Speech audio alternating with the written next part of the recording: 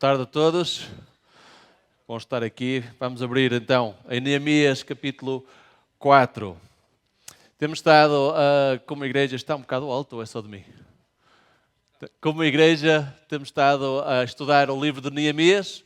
E o livro de Neemias, como vocês sabem, se tiveram aqui nas últimas 2 semanas, retrata um período no tempo do povo de Israel muito importante, bastante dramático, aquele momento em que o povo de Deus, depois de estar no exílio na Babilónia durante 70 anos, regressa para Jerusalém, regressa para a sua nação, para encontrar aquilo muito diferente do que o país que tinham deixado. Eu estava a imaginem, nós mesmo hoje em dia temos cenários, situações de guerra no mundo fora. Não é difícil imaginar, por exemplo, uma família ucraniana daqui por uns anos ter que voltar para a sua terra natal e vai encontrar um país muito diferente. Não é?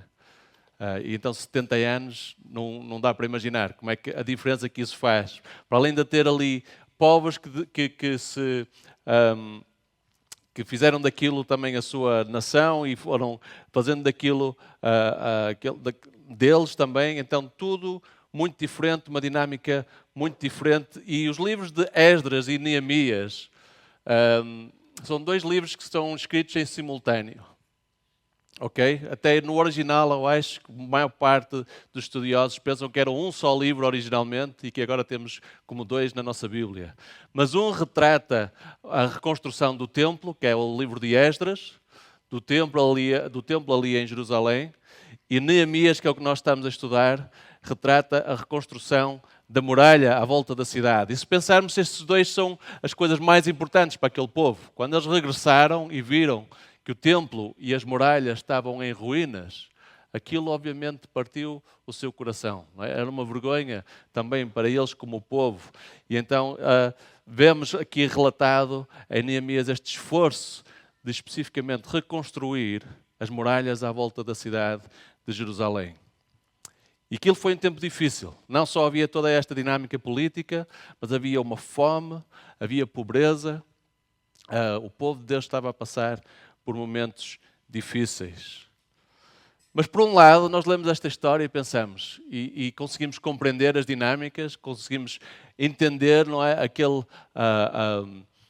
fogo, eu não sei qual a palavra que tu usaste, o peso, não é, no coração do Neemias quando viu aquilo e decidiu voltar. Entendemos isso, vemos também esta dinâmica de construir aquela muralha a semana passada, não é, todos a pôr mãos à obra, mas havia algo em concreto para fazer, não é? Haviam pedras que precisavam de ser colocadas no sítio, havia trabalho para ser feito.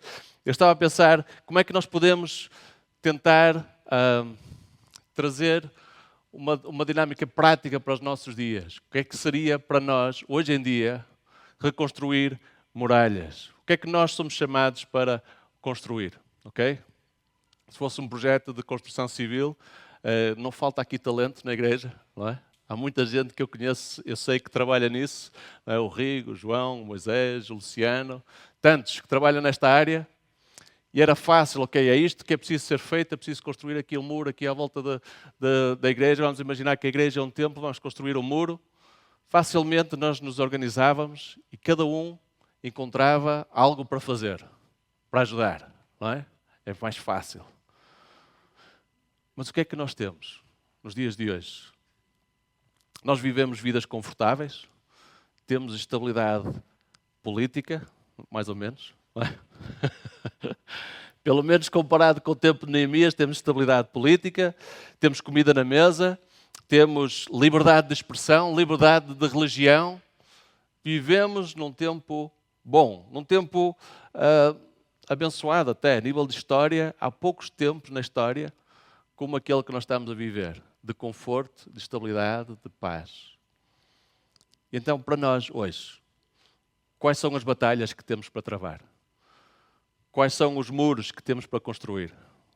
Quem são os inimigos que nos querem impedir e fazer danos, impedir que nós façamos essa construção? Como é que todos nós podemos nos envolver, pôr mãos à obra, com uma pá numa mão e uma espada na outra?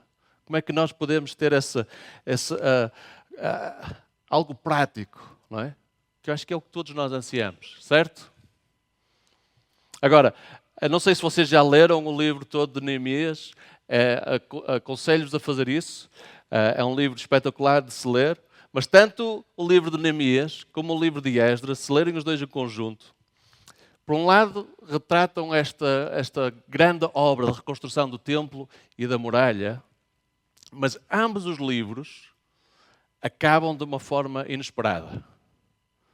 Por um lado, nós vemos a mão de Deus a abençoá-los, a dirigi-los, a unir o povo, a trazer arrependimento, a protegê-los dos inimigos, não é? A obra a ser concluída, milagres incríveis de Deus.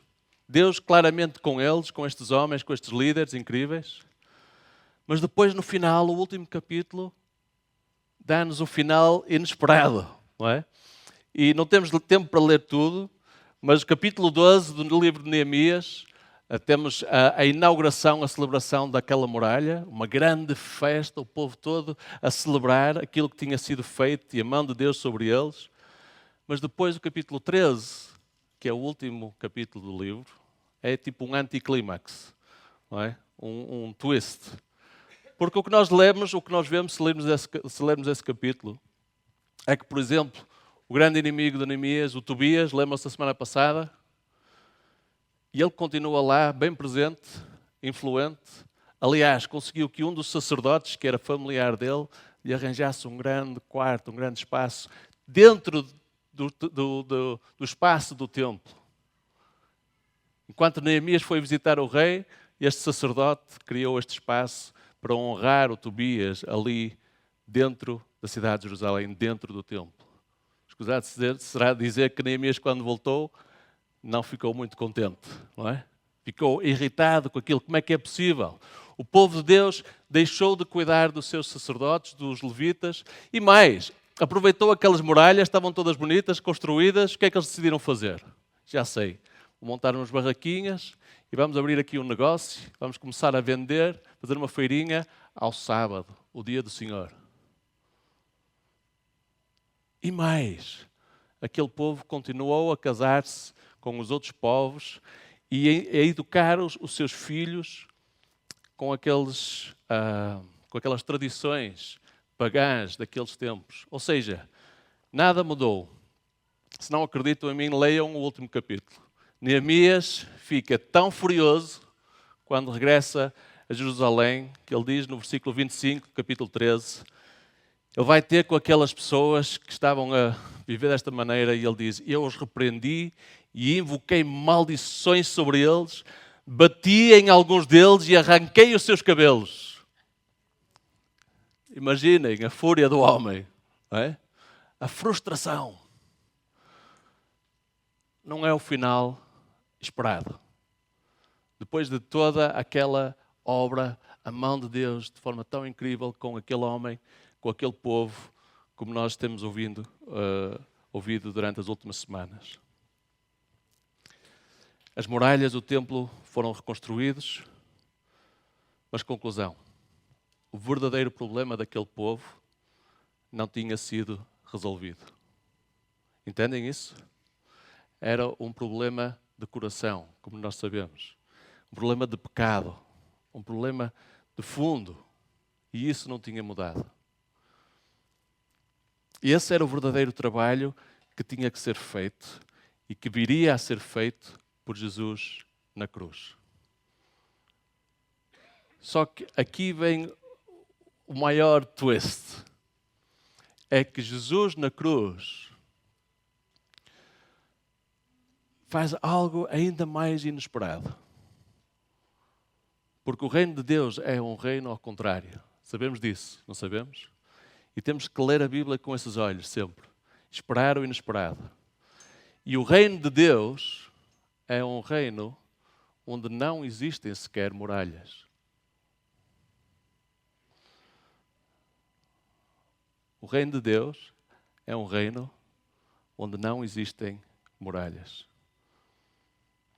Muralhas à volta de uma cidade foi algo que o homem criou. Vemos isso logo nos primeiros capítulos de Gênesis, quando os descendentes de Caim são expulsos do jardim e vão, o que é que eles fazem? Constroem uma cidade à rebelia de Deus. E constroem um muro para se proteger. Não querem ficar debaixo da proteção de Deus. Mas Jesus veio e Ele derrubou, nós lemos em Efésios, não é? Derrubou os muros. Os muros que o homem foi criando, Jesus veio e derrubou as barreiras, derrubou o muro da inimizade, derrubou aquilo que separava os homens de Deus e separava os homens uns dos outros, quebrou as muralhas, quebrou as barreiras, estabelecendo a paz, criando um novo homem, fazendo dos dois um só, reconciliando ambos com Deus e num só corpo, por meio da cruz, por meio de Jesus. Então pensem nessa passagem de Efésios, no contexto desta muralha, desta cidade, que eles estão a reconstruir. Porque nessa mesma passagem, Paulo refere-se a Jesus Cristo como a pedra angular deste novo templo, deste novo edifício, que está a ser ajustado e que cresce para se tornar um santuário santo no Senhor. Para que a maneira que nós nos vamos sendo transformados por Jesus, nós, estando unidos uns com os outros, vamos nos tornar a morada de Deus pelo seu Espírito. Ok? Para os mais atentos, isto já havia sido profetizado no Velho Testamento também. Aliás, há um outro profeta contemporâneo de Neemias e Esdra, que é o Zacarias. E o Zacarias diz, no capítulo 2, ele tem esta visão, ele diz: eu vi um homem com uma corda de medir na mão. E eu perguntei-lhe: onde é que você vai? E ele respondeu-me: vou medir Jerusalém, para saber a sua largura e o seu comprimento. Então o anjo de Jesus, que falava comigo, retirou-se e outro anjo foi ao seu encontro e lhe disse: corra e diga àquele jovem, Jerusalém será habitada como uma cidade sem muros, por causa dos seus muitos habitantes e rebanhos. E eu mesmo serei para ela um muro de fogo ao seu redor, declara o Senhor. E dentro dela serei a sua glória. Uma cidade sem muros. Uma cidade sem muros. Zacarias tinha visto o que ainda estava por vir. Cante e alegre-se, ó filha de Sião, diz Zacarias, porque venho fazer de você a minha habitação, declara o Senhor. Fantástico, não é? Até me dá um bocadinho os arrepios ao ler isto. Muitas nações se unirão ao Senhor naquele dia e se tornarão o meu povo. Então habitarei no seu meio e você saberá que o Senhor dos Exércitos me enviou a vocês. Irmãos e irmãs, esta é a obra para a qual nós fomos chamados a participar. Construir a nova Jerusalém. Construir a Igreja de Cristo. Construir esta nova cidade sem muros, onde as barreiras da inimizade foram completamente quebradas. E todos nós temos um papel ativo nesta reconstrução. Pedro fala-nos disso, conhecemos bem a passagem, não é? Fala como cada um de nós somos o quê? Pedras vivas. Pedras vivas. E Jesus é a pedra viva, que foi rejeitada pelos homens, mas escolhida por Deus e preciosa para Ele. Mas nós também estamos a ser utilizados como pedras vivas na edificação de uma casa espiritual para sermos sacerdócio santo, oferecendo sacrifícios espirituais e aceitáveis a Deus por meio de Jesus Cristo. Nós somos uma geração eleita. Isso quer dizer tu e eu. Não importa há quanto tempo é que tu estás em Cristo ou não. Não importa se tens muito conhecimento da Bíblia ou não, se já leste a Bíblia de fio a pavio ou não. Não interessa se estás em Cristo. Tu pertences a um reino de sacerdotes, uma nação santa, um povo exclusivo de Deus, que foi criado para anunciar a grandeza daquele que nos chamou das trevas para a sua maravilhosa luz. Não é uma imagem incrível? Esta nova cidade, este novo povo, esta nova nação, que Deus está a formar, uma nação uma cidade sem muralhas, sem divisões. Então, quais são as muralhas caídas? Alguém já esteve numa área de construção, ou viu uma casa abandonada, ou um castelo, uma muralha que está em ruínas? Nós olhamos para lá e só vemos calhaus, não é? Só vemos pedras umas em cima das outras, escombros, muitas delas feias, pedras irregulares. Pensamos, para que é que isto serve? Não vai servir para nada, são pedras mortas. E quando nós olhamos à nossa volta, quando nós saímos daqui e estamos no nosso lugar de trabalho, na rua, nas lojas, na escola, e olhamos às pessoas à nossa volta, o que é que nós vemos? Porque Deus é assim que nos descreve. Nós somos pedras vivas, agora, porque estamos em Cristo. Mas antes éramos o quê? Éramos calhaus. Literalmente, alguns, não é? Calhaus. Escombros, pedras feias. E sabem, mais uma vez, Gênesis descreve a forma como Deus trouxe o sopro da vida ao homem e à mulher. Do pó os criou e há um momento em que Ele sopra nas suas narinas e traz vida àquilo que estava morto. E é isso que Deus faz ainda hoje.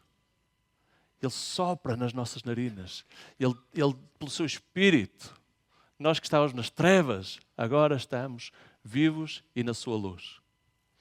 E é isso que Deus nos chama para fazer. Jesus, nós estivemos a celebrar isso ainda agora, não é? É isso que estamos a celebrar na Santa Ceia. É esta vida que nós temos em Cristo. Jesus pega em pedras mortas, sopra sobre eles o seu sopro da vida, derrama sobre eles o seu sangue que nos limpa, que nos purifica, que nos cura e transforma-nos nestas pedras vivas, que depois Ele pode utilizar para construir esta sua nova cidade, esta nova muralha, que é o lugar onde Deus habita, que é a sua igreja. Amém? É esta a nossa obra, irmãos. É esta a nossa batalha, é este o nosso chamado. Todos nós. É para isto que nós precisamos de estar alertas, atentos. Uma pá numa mão, uma espada na outra. Para isto. Para procurarmos estas pedras mortas, para as trazermos a Jesus, para Ele poder transformá-las e trazer vida, para depois elas fazerem parte desta nova cidade. Isto é uma obra espiritual. Isto é uma obra eterna. Estamos a falar de uma cidade que está a ser construída ainda hoje e acrescentada. Deus está a acrescentar a esta cidade, dia após dia, pedra após pedra, vida transformada, família transformada após vida transformada. Mas é algo que já vimos em Apocalipse, descrito nos céus, uma cidade eterna, a Nova Jerusalém. Amém? Esta visão tem que nos cativar. Que privilégio, não é? Quando falamos de todos nós sermos discípulos, capacitados, chamados, enviados para fazer outros discípulos, é disto que nós estamos a falar. Sermos pedras vivas que vão procurar encontrar pedras mortas, calhaus, para trazê-las a Jesus, para elas serem transformadas. Quando falamos em sermos casas de paz,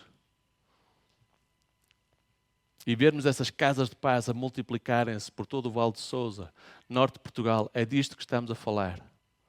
Cada discípulo, uma pedra viva na cidade de Deus, o lugar onde Ele habita. Quando vemos, como vimos a semana passada, não sei se a Filipa tem aí a imagem, do Vale de Sousa. Eu não sei se esta imagem te cativa, te inspira de fé, é mais para a frente. Aquela imagem do Conselho, não é? Do distrito do Porto até, com várias chamas, várias casas de paz ou não é, famílias. Eu espero que o teu coração olhe para ali e o teu desejo seja: eu quero ser uma daquelas chamas. Que a minha casa seja uma dessas casas. Que vai trazer vida onde há morte. Vai trazer luz no meio da escuridão. Vai ser usada por Deus para edificar este seu corpo, esta sua igreja. E agora, o Pedro deu-me o capítulo 4, 5 e 6. Esta foi só a introdução. 4, 5 e 6 de Neemias. Dá-nos uma ideia daquilo que nós podemos esperar quando começamos a pôr mãos à obra. Ok? Porque aquilo que acontece com Neemias, eu acho que tem muitos paralelos com aquilo que podemos esperar nos dias de hoje ao vermos este tipo de visão a ser realizada. Todos nós pôr mãos à obra para ver isto a acontecer. Acabamos de cantar, tem de haver mais, ó Deus. Acreditam nisso? Acreditas que há mais para a tua família? Para a tua casa? Para a tua rua? Para a tua cidade? Para o teu país? A primeira coisa que nós vemos, capítulo 4, não vamos ler tudo, mas o que nós vemos quando uma igreja assim está em ação é que vai haver um impacto nas autoridades e nos governos locais. E nas autoridades e governos celestiais também.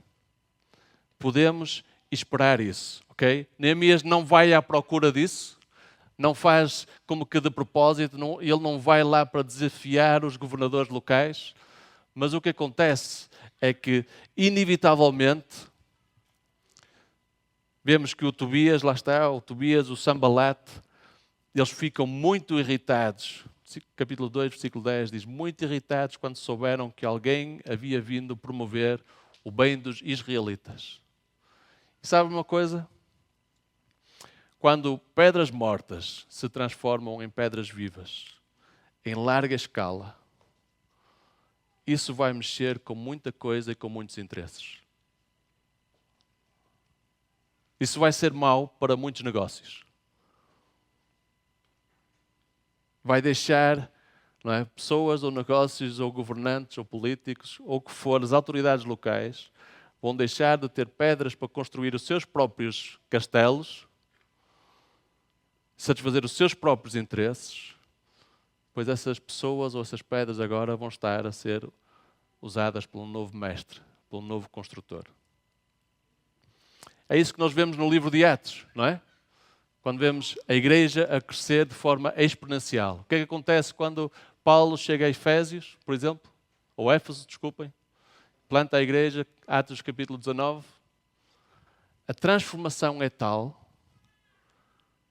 que o povo arrepende-se da sua idolatria, vira-se para Deus e desfazem-se de todos aqueles objetos, livros que tinham a ver com a sua idolatria passada. E dizem que queimaram ali coisas no valor de 50 mil dracmas, que nos dias de hoje é 2 milhões de euros. 2 milhões de euros.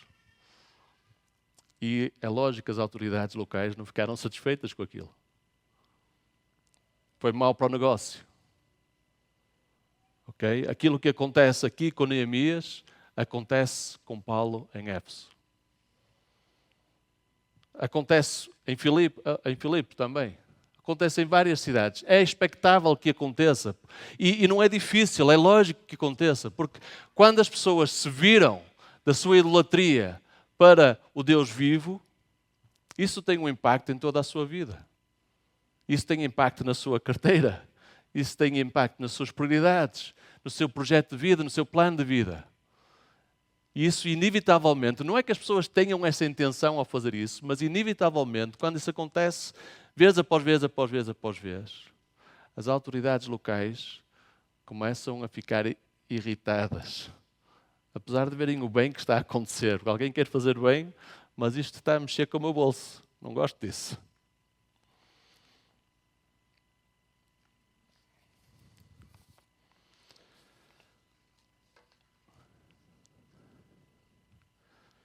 Vocês, eu estava a pensar, ao preparar isto, eu sonho com isso. Não é? Um impacto, uma igreja que tenha um impacto na economia local. Será que isso pode ser um dos nossos sonhos? Não digo que a gente tenha isso, lá está, que a gente vá e faça as coisas de propósito para que isso aconteça, mas que aconteça de forma natural, de forma espontânea, porque a transformação é tal que homens de negócios locais, forças políticas, começam a ser irritados, incomodados com aquilo que está a acontecer. Não fiquem surpreendidos quando enfrentarem a oposição. É esta a mensagem que Deus nos dá, vez após vez, na sua palavra. Não é? E Jesus também explica, a nossa luta não é contra a carne, não é contra os políticos, nem contra as autoridades locais. A nossa luta verdadeiramente, e quem está por detrás, são esses poderes e autoridades do mundo das trevas. São forças espirituais do mal nas regiões celestiais. E elas vão ficar irritadas. Então essa é a primeira coisa que podemos esperar. Um impacto nos governos e nas autoridades. Em segundo lugar, capítulo 5, o que nós vemos é um impacto e uma transformação na própria nação dos judeus. Nos dias de hoje, um impacto, uma transformação na própria igreja. Porque a segunda coisa que acontece ali é que, à medida que eles estão a construir, um grupo de pessoas vem ter com Neemias, porque há grande injustiça que está a acontecer ali no meio deles. A fome era tanta, o desespero era tanto, que muitas pessoas, muitas famílias ali, eles precisavam de comer, então eles tiveram que vender os seus terrenos, vender as suas vinhas. Alguns chegaram até ao ponto de pedir dinheiro emprestado para pagar os seus impostos. E muitos chegaram a ser obrigados a vender os seus filhos e filhas como escravos, sem poder resgatá-los, pois não tinham, já não tinham terreno, já não tinham nada para usar como moeda de troca. E isto estava a acontecer entre o próprio povo de Deus. Estava a acontecer irmão com irmão. Ok? Não era vendê-los como escravos para os outros povos. Eram judeus mais ricos a beneficiar e a explorar o desespero dos seus próprios irmãos. E isto foi trazido à atenção de Neemias. E Neemias ficou indignado e repreendeu-os. Ele era um homem bravo. Ele foi ter com os nobres, com os oficiais, repreendeu-os por estarem a cobrar juros aos seus impostos. Emprestavam dinheiro, sim, mas depois cobravam juros. Então ele convoca uma assembleia, ele desafia-os a mudarem e a devolver tudo o que tinham tomado e a fazer aquilo que estava correto diante de Deus. E o incrível é que aqueles oficiais, aqueles nobres, eles respondem e fazem isso. 5, versículo 12 diz, eles responderam e dizem, nós devolveremos tudo o que você disse e não exigiremos mais nada deles. Vamos fazer o que você está pedindo. Agora imaginem, estes homens ricos e nobres que tinham, ao longo daqueles últimos anos, as suas terras tinham aumentado bastante, os seus cofres também, a sua influência também, e de repente eles dizem, não, isto não está correto, e devolvem tudo. Uau! Nos dias de hoje, Pedro já disse, eu acredito que Deus está a fazer algo novo também. Não é? E que Deus está-nos a abrir aqui oportunidades para vermos Deus a mover de uma forma que se calhar ainda não experimentamos. Mas se isso vai acontecer, esperem um impacto na igreja. Esperem um impacto nas vossas vidas. Mantenham um coração humilde. Estejam preparados para momentos de arrependimento. Sejam rápidos a pedir perdão a Deus e a pedir perdão aos vossos irmãos e irmãs. Porque a realidade é, nós somos, não é, pedras vivas, mas em muitos aspectos ainda somos calhaus vivos. Se calhar uma descrição melhor. Okay? Porquê? Porquê é que eu digo calhaus? Porque há muitas arestas ainda para limar. Há muitas coisas ainda para resolver. Não estou a falar da salvação, claro que nós estamos em Cristo, nada nos pode separar dele agora. Mas há coisa na nossa vida que Deus quer continuar a limar, a mudar, a desafiar. Cada domingo que tu vens aqui à igreja, não é só para cumprir calendário. Deus vai estar a falar contigo, vai estar a limar arestas, vai estar a desafiar o teu coração, trazer verdade. E a querer da tua parte uma obediência pela fé. Ok, Deus, eu vou confiar. Ok, Deus, eu vou devolver. Ok, Deus, eu vou largar isto, que tem sido precioso demais nas minhas mãos. E este aspecto de justiça social, de ajuda aos pobres, desta desigualdade social, é algo que nós sabemos está muito próximo do coração de Deus. Mais uma vez, em toda a Bíblia nós vemos isso. Então, igreja, preparem-se nos próximos meses. O que é que Deus pode estar a colocar no teu coração? E sabem, interessante nesta história também é que os líderes e Neemias nem sequer está a par daquilo que está a acontecer. São as famílias, o povo, aqueles que estavam a ser injustiçados, que vêm e chamam e trazem a atenção aos líderes. Porque ele nem sequer sabia o que estava a passar. Depois de saber, ele confrontou. Não é? Então, ajudem. Envolvam-se. Peçam a Deus. Peçam orientação a Deus. Deus, o que é que estás a colocar no meu coração?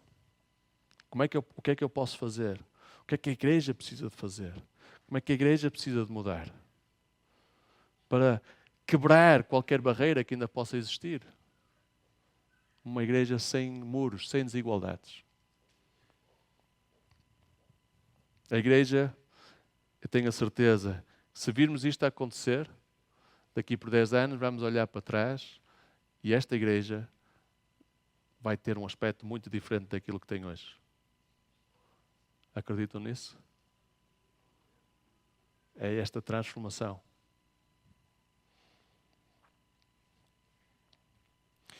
E para terminar, capítulo 6, a última facada do inimigo, estratégia do inimigo, tentativa do inimigo para desviar o Neemias e aquele povo da obra que Deus lhes tinha dado. Usa a sua arma principal, que é tentar induzir o medo, tentar trazer o medo a Neemias. Então essa é a última coisa que eu quero vos deixar a nós como igreja. Sejam fortes e corajosos. Não tenham medo. Quantas vezes é que Deus repete isso? O Kids Club já decorou este versículo. Não sei quantas vezes.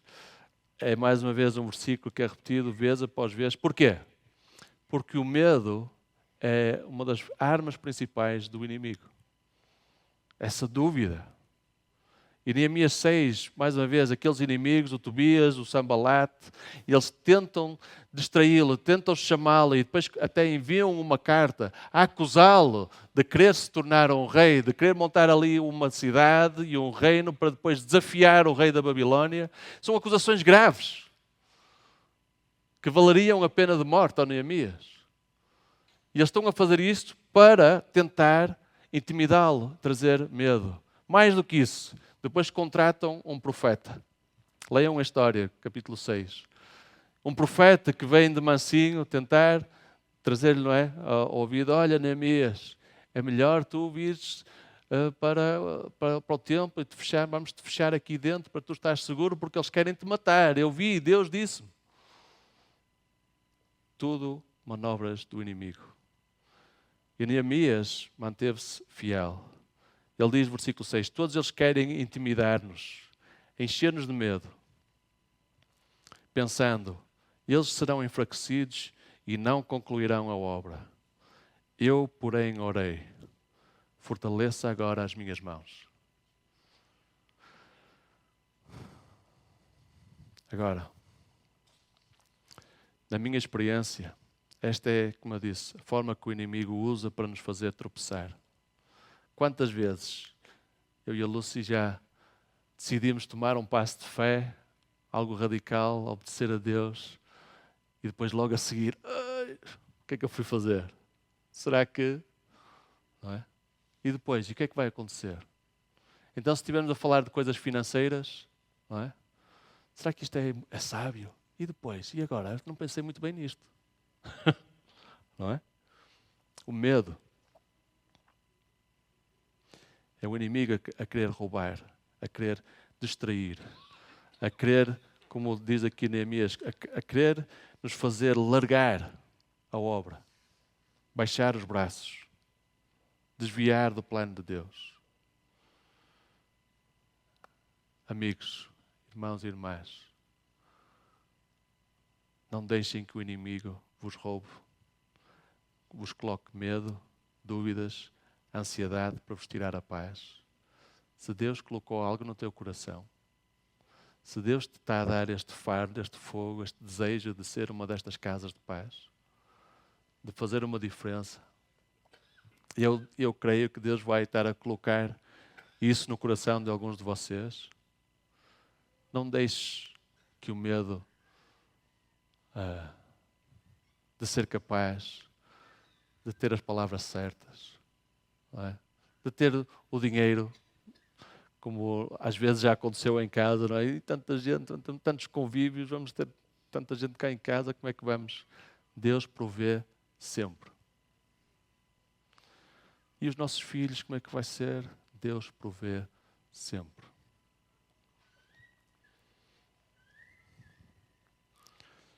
Se Deus te está a dar um sonho para começares um projeto social na tua comunidade local, não deixes que o inimigo, ou que as pessoas, às vezes até pessoas da igreja, o tal profeta, não é? Te venha trazer medo para te roubar aquilo que Deus colocou no teu coração. E talvez Deus até vai desafiar alguns. Eu acredito, para olharem para os recursos financeiros que têm de uma maneira diferente e querer usar isso de uma maneira que realmente vai fazer a diferença na vida de muitas pessoas. Coisas que Deus vos deu, que Deus vos foi ajudando a amealhar, entre aspas. E vocês, nesta nova fase, Deus vai-vos estar a desafiar. Dá tudo. Devolve tudo às suas mãos. E vai ser preciso fé, vai ser preciso coragem. Não deixes que o medo se apodere do teu coração. Então, vou terminar em oração.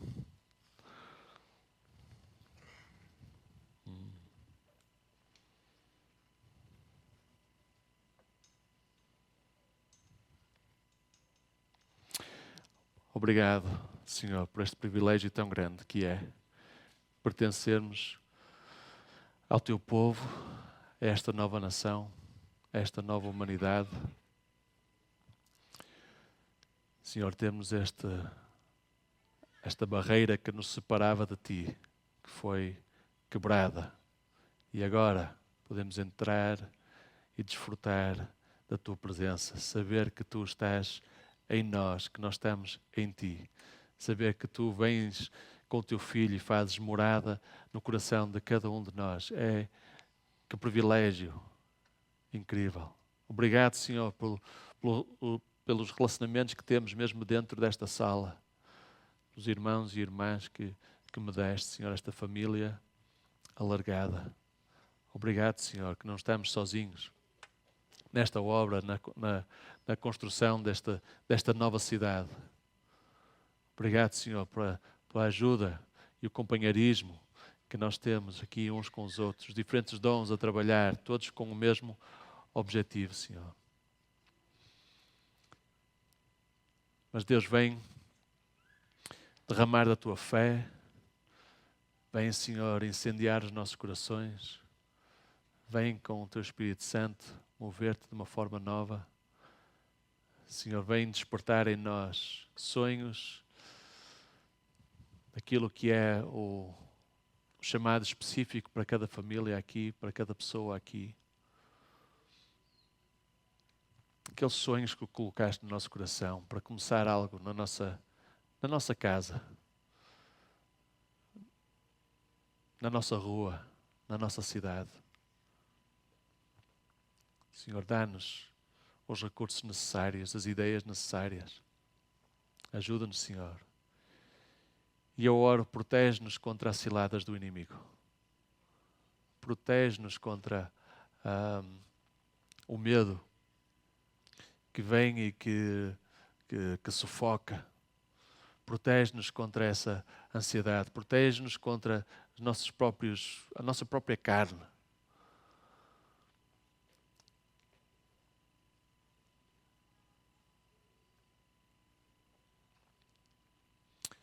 Sim, Deus.